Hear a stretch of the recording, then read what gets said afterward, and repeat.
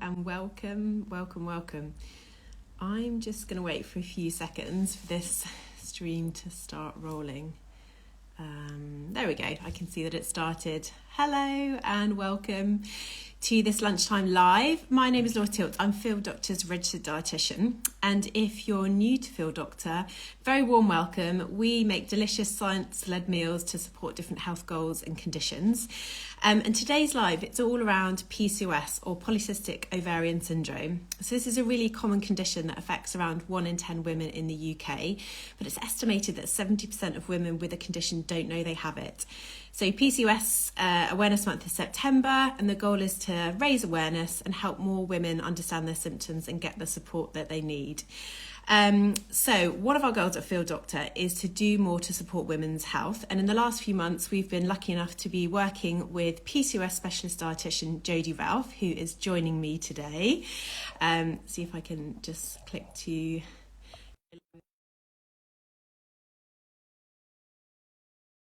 meals to help support the needs and symptoms of women with PCOS. So we'll be sharing more about that later. But today I'm here to interview Jodie all about PCOS. There she is. And to have a chat about PCOS and diet. Welcome, Jodie. Welcome. I can't see you. That's right. I can see you. I can hear you. Okay. That matters. But is anything changed? No.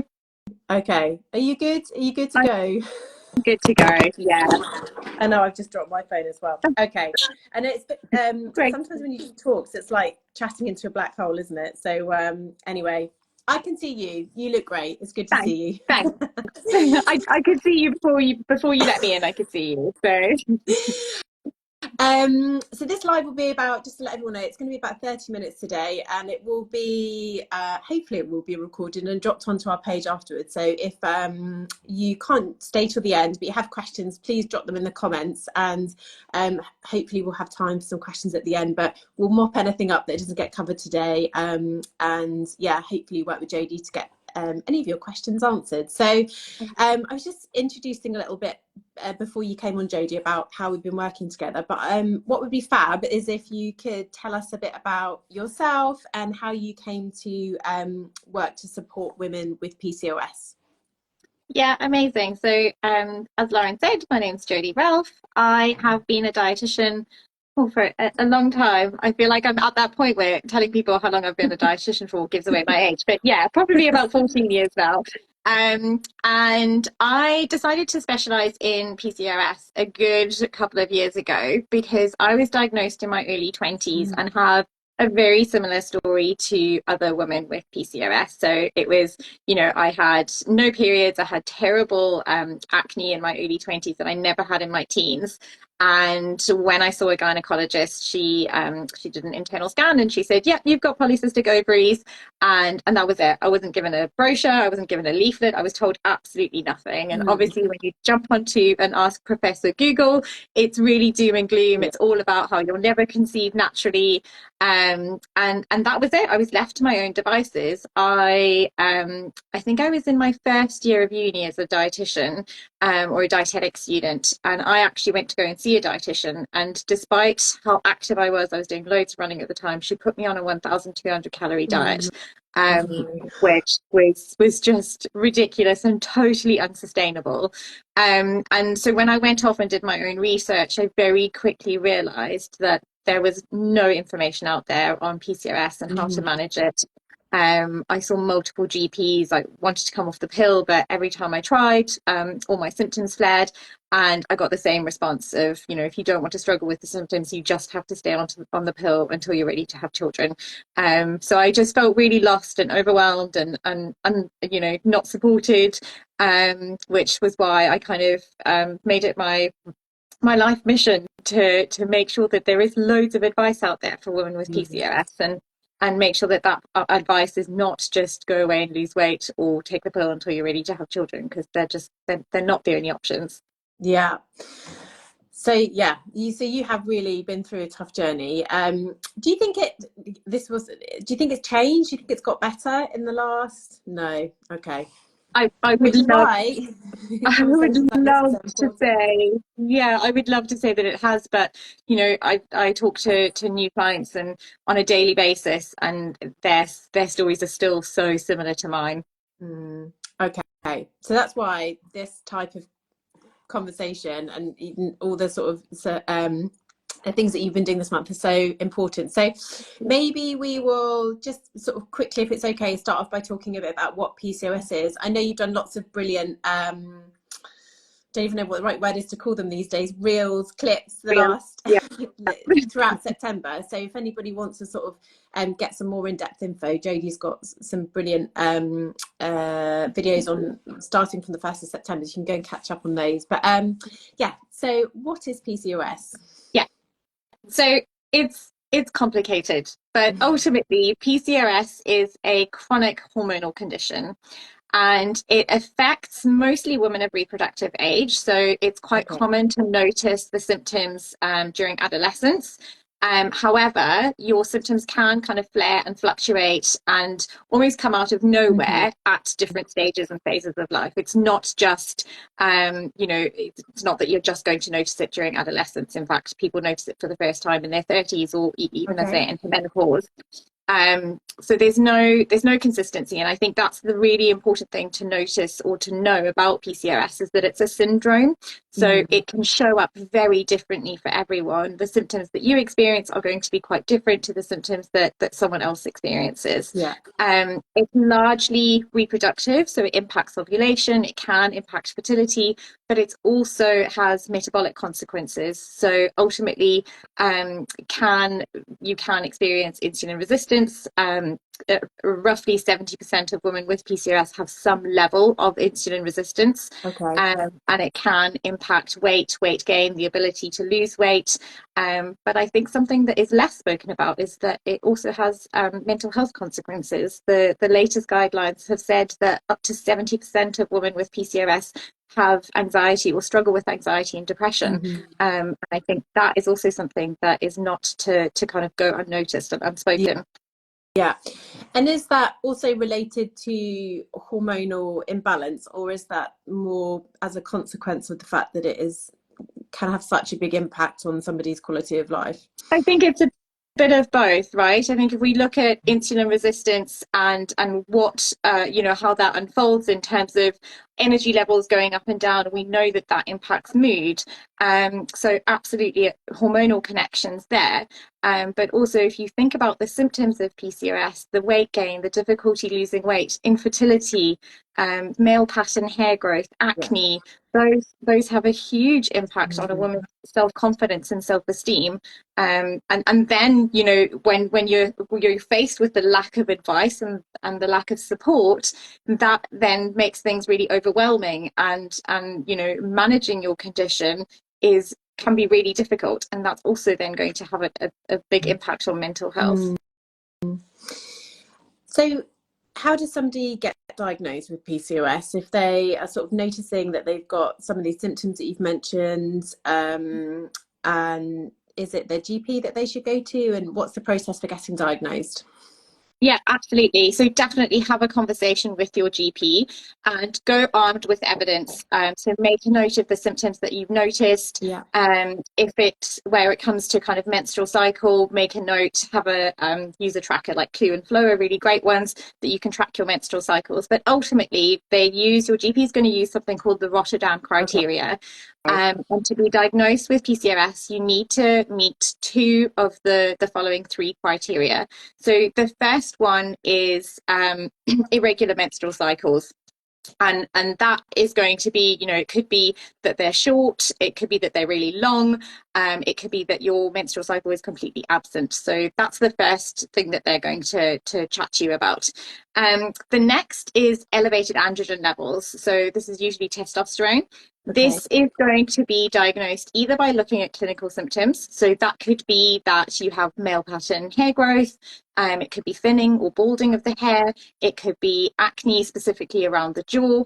Alternatively, they could look at, they could do blood tests to measure your testosterone levels as well. Don't need to do both. They can either look at blood tests or just go by your clinical symptoms, and Okay. that kind of ticks that criteria. Um, And then the third one is going to be the presence of polycystic ovaries. So that will entail having an internal scan where they look at your ovaries, and they'll check to see for the presence of follicles around your ovaries, to then give that polycystic diagnosis. You don't have to have cysts or follicles around your ovaries to be diagnosed. You might only tick 2 of the boxes, which is irregular cycles and elevated testosterone levels. Or similarly, you might not have elevated testosterone levels, you might have irregular periods and polycystic ovaries. So you just need to meet 2 of those 3 criteria to get your PCOS diagnosis. Well, that was really clear, thanks. And I know that there's been some discussion about whether, like, because the name can be quite misleading, it sort of suggests that everybody has those, multiple follicles, but as you said, it's not, that's not necessary for a diagnosis. Okay, so once someone has been diagnosed, so there's no cure for PCOS, but what can someone do to manage their symptoms? So I think diet has, and that's obviously why I do what I do, is that I strongly believe that diet can make a huge difference. If we look at the underlying root causes of those symptoms of PCOS, so specifically insulin resistance, we know that there's high levels of inflammation in women with PCOS, and studies have also shown that there's imbalances of our gut microbiome. Okay. Those are all 3 of those things can be addressed through making changes to your diet. And actually, just by changing your diet, you can absolutely get to a point where you don't have those symptoms of PCOS. It's not to say we've made your PCOS go away. We cannot do that, but we can get you to a point where your symptoms are under control. So looking at changes that you can make to improve insulin resistance, that's going to be making sure that you're eating enough protein, choosing whole grain, complex and low GI carbohydrate, lots and lots of fruits and vegetables, and antioxidant foods, anti-inflammatory foods like your healthy fats to address that inflammation, and then lots of variety in terms of your diet to help change that balance or improve the amount of good gut bacteria that you have. So foods that naturally contain probiotics, and then lots of high fiber foods to keep those good gut bacteria nice and healthy. So one of the things we started talking about when we were first working with you is like, is there any like single best diet for PCOS? And it isn't. It's more about sort of these important strategies, like rather than there being one way of eating.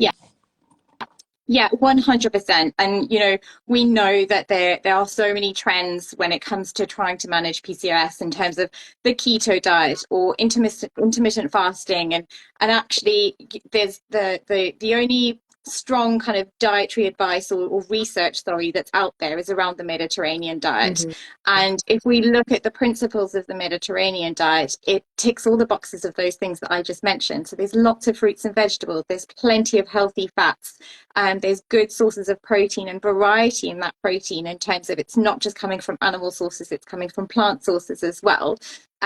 So that's one of the things that, and lots of kind of omega-3s, oily fish as well. Those are the principles of what we would look at in terms of improving your diet when it comes to managing your PCOS. But there's no one specific diet. Yeah.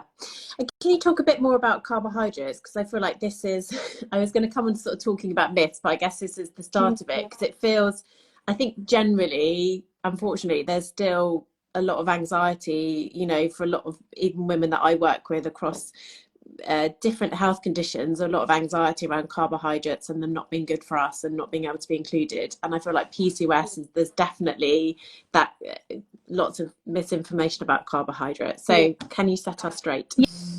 Yeah, absolutely. And I think if you take a step back and you look at it, I can understand why there is a fear of carbohydrates, right? When we're talking about insulin resistance, that's going to impact how our body's responding to glucose. Where do we get most of our glucose from? We get that from carbohydrates. So I can see why there's a fear of carbohydrates when it comes to PCOS. However, if we take carbohydrates out of our diet, we take away a good source of nutrients and a fantastic source of fiber as well.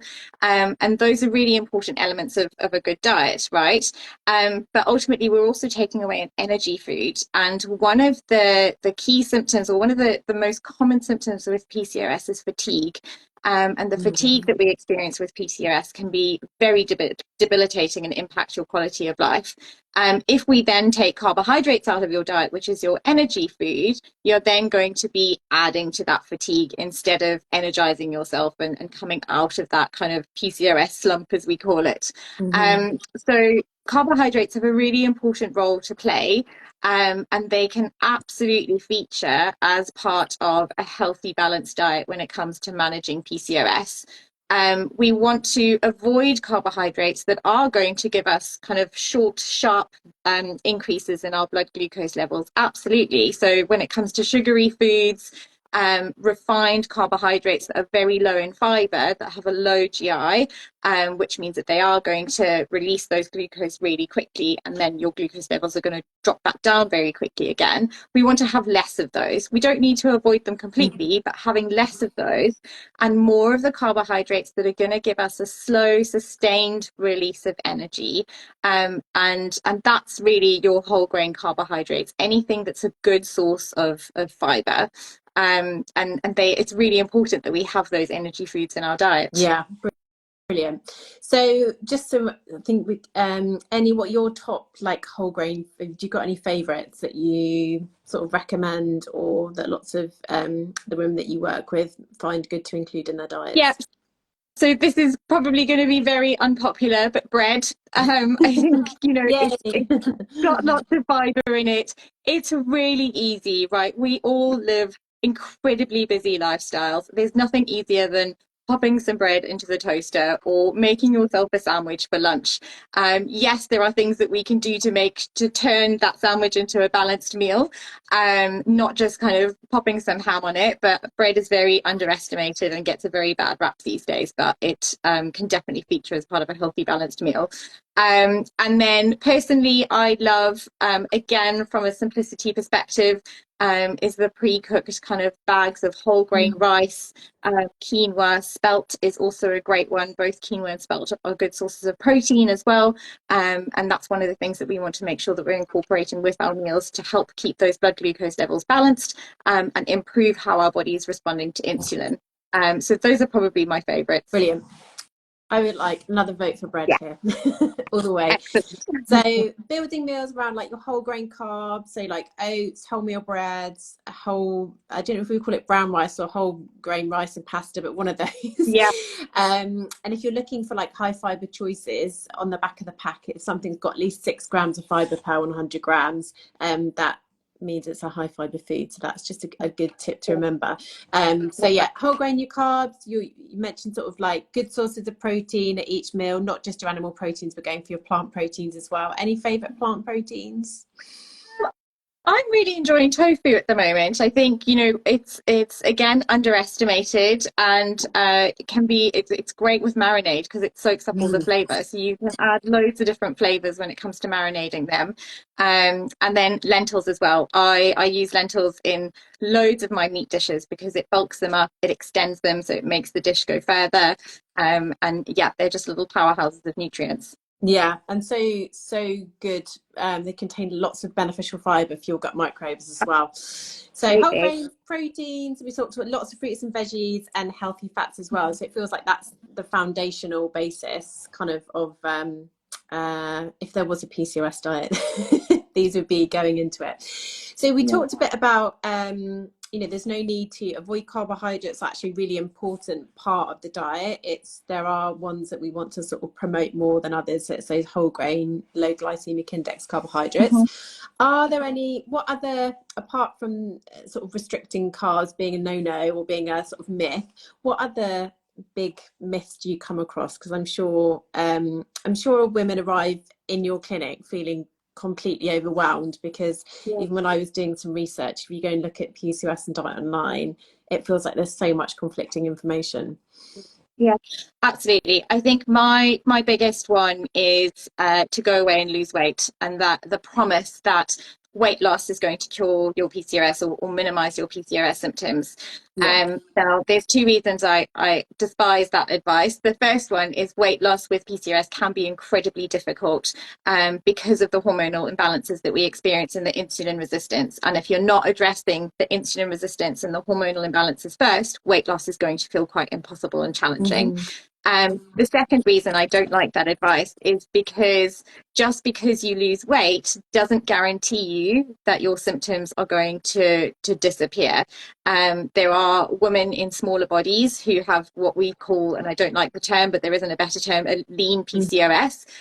Nobody is telling them to go away and lose weight to minimize their symptoms. So it's that for me, it's more about actually, and the prevalence of eating disorders and disordered eating in PCOS is incredibly high, probably because losing weight is difficult. So then we adopt quite extreme measures. And we cannot balance our hormones if we're not getting enough. So when we're restricting calories, if we're eliminating food groups, our body's not going to be able to function at its best. And that's actually 99% of the women who come to work with me, even those who are struggling with their weight, are not eating enough. And if we're not eating enough, we're experiencing more cravings, our fatigue is worse, and that weight loss is going to be difficult if you're fighting cravings, if you have no energy to move your body, to prepare meals, etc. So the false hope of weight loss improving PCOS, that's kind of one of the biggest misconceptions that I face on a daily basis.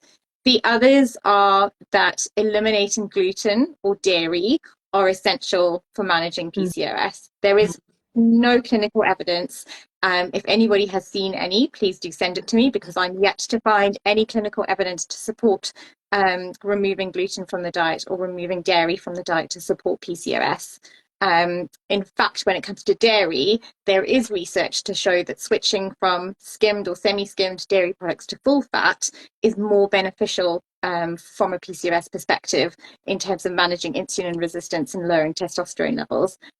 So if you're going to change anything, change to full fat as opposed to eliminating it from your diet. Okay, brilliant. So just sort of following on from misconceptions, I guess, if somebody is starting out on their PCOS journey and sort of learning about diet, obviously coming to see a PCOS specialist dietitian would be fantastic.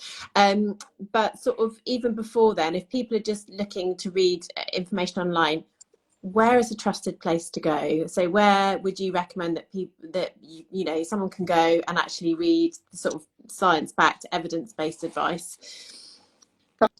That's a really good question. So there's Verity Charity. They've got some really good articles and blog posts on their website, and that is a charity for PCOS. And I've written some articles for field doctors, so you guys have got some evidence-based information on your website as well. I don't do it as often as I should, but I've got some articles on my website that are all kind of researched and evidence-based as well. And yeah, I think, you know, the fact that I struggle to point people in the direction of where to go to get advice is just a nod to the fact that there isn't enough support. But Verity have some really good web articles on their website. Brilliant. So we can link out to Verity. I think it's VERITY, isn't it? We can link out to your website. And yeah, Jodie's created some brilliant content for us, which is just kind of going to be the start of a series of content, but just around all of the things that we were talking about before. So what is PCOS, around symptoms and the steps to getting diagnosed. And then she's written a sort of really detailed article all around PCOS and diet and how some of these changes that she's talked about today, sort of the underlying science behind them. So we will also link out to those. So before we share a little bit more about what we've managed to do as a result of working with you, I just wondered if you had maybe 1 to 3 top tips for someone who is newly diagnosed in terms of building that sort of healthy diet but in a sustainable way. Yeah. So my first thing is always make sure that you're eating enough. 3 regular meals a day and potentially snacks if you feel the need for them. But most of the women I work with are not eating enough when we start working together. So please make sure that you're eating enough. That's the first one. The second one is, instead of thinking about what you shouldn't be eating and what to take out of your diet, think about what you can add to your diet, adding more plants, adding more fruits, adding more healthy fats, so nuts, seeds, avocado, olives, adding more plant-based proteins. Think about how you can enhance the nutritional profile of your meals, as opposed to focusing on what you can't have and what you need to take away. Yeah, amazing. I think we've got a question here, so I'll just read that out to you. So I know you can't, I keep remembering that you can't see that you're doing so brilliantly. So someone's posted here, my daughter has gained a lot of weight and is losing a lot of hair. She's a fussy eater. Is there a miracle out there for her hair to grow back? There isn't, unfortunately. I am constantly on the lookout for products that really make a difference when it comes to hair growth. What we can do, though, is look at lowering her testosterone levels, because it's a symptom of elevated testosterone levels. What we know is that when we have insulin resistance with PCOS, that stimulates the ovaries, and they therefore overproduce testosterone. So to lower testosterone levels, we need to improve insulin resistance. So really looking at kind of, does she have enough protein with all of her meals? Are there ways that she can move her body to improve how her body's responding to insulin? And then also looking at taking a supplement. Inositol is very well researched. It acts as an insulin sensitizer, and the research has shown that it helps improve how your body responds to insulin, but also helps lower testosterone levels. So starting at the root cause is always my advice. Yes, hair products might make a difference, but we still need to address those elevated testosterone levels to have a lasting impact. Yeah, so looking at doing the things that address the mechanisms. Yeah, going the other way around.